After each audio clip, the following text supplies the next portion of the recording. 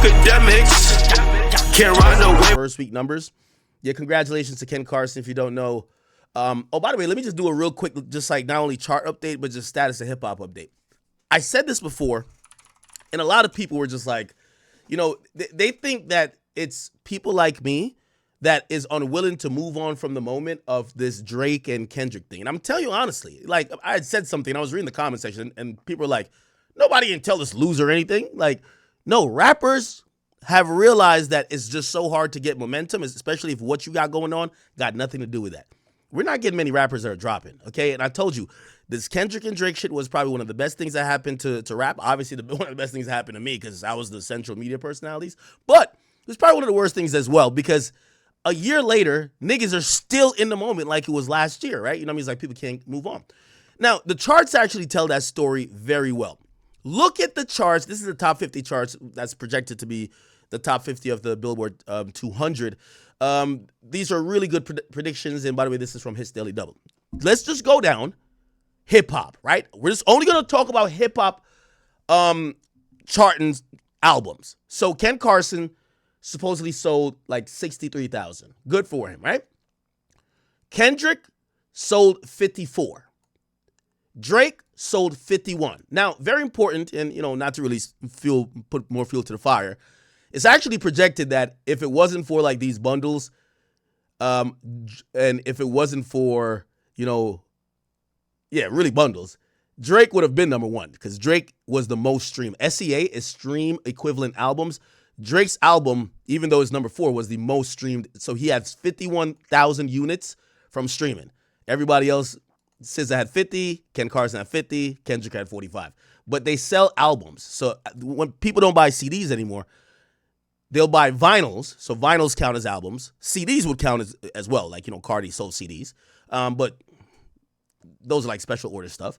But this is where you see the bundles kind of come in. Bundles get under here.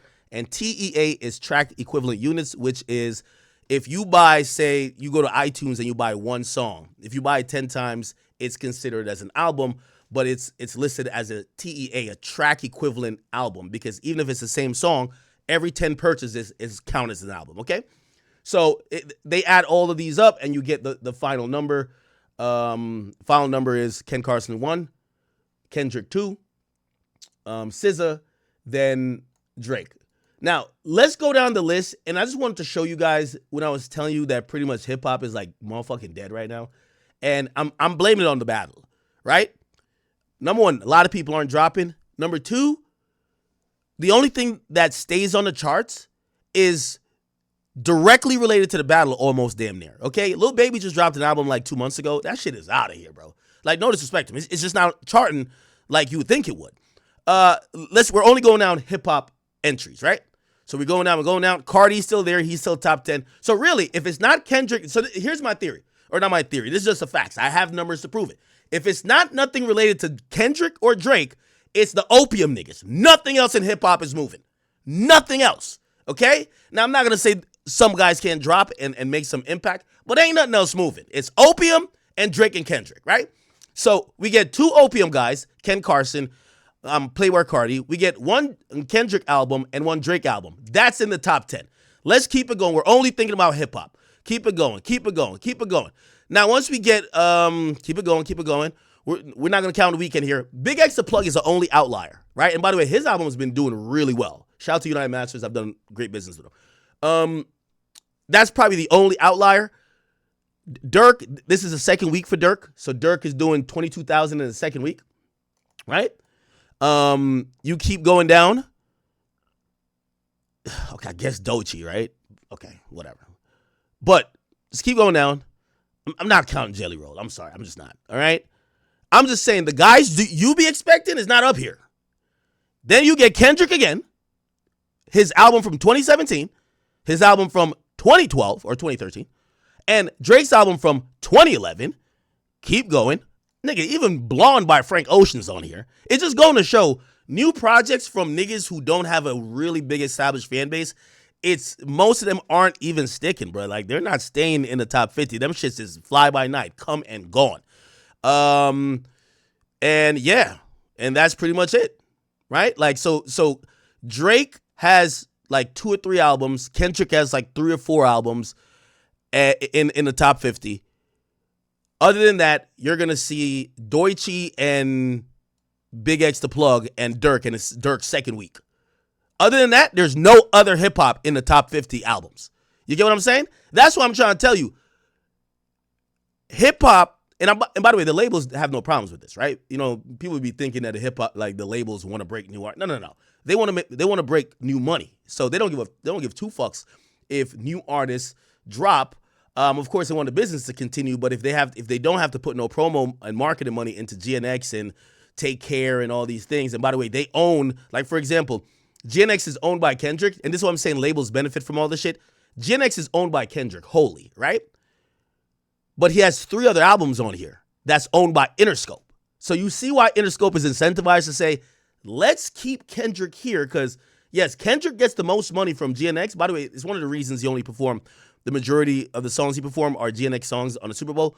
But if we're looking here, when you get to this, come on, right here. Damn is owned by Interscope. The Masters is owned by Interscope. Good Kid, Mad City, the Masters is owned by Interscope. Take Care, the Masters is owned by Republic. By the way, all 3 of these albums are owned by UMG.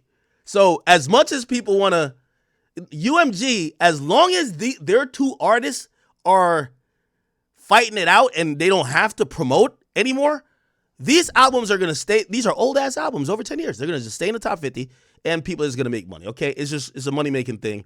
Who gives a fuck? Okay. That's why, like, you know, I could imagine labels right now are probably balancing their books and probably be like, yo, are we going to put out like a Polo G album? No disrespect to Polo. Are we going to put out like a Polo G album or like a Roddy Ricch album right now? Which they should, because I like those artists. But they're probably looking at shit like, bro, we're going to have to spend this amount of money for maybe not that much of a return, as opposed to this. This is free cash. You know what I mean? This is free motherfucking cash. Damn is just going to chart for the rest of the year. By the way, I think Damn has been charting for like years now in the top 200, but it's now top 50. You get what I'm saying? Like, name another, and that's what I'm saying about the climate of hip-hop now. Name another poppin' album by an artist that was dropped this year that's really doing good other than Cardi. You can't.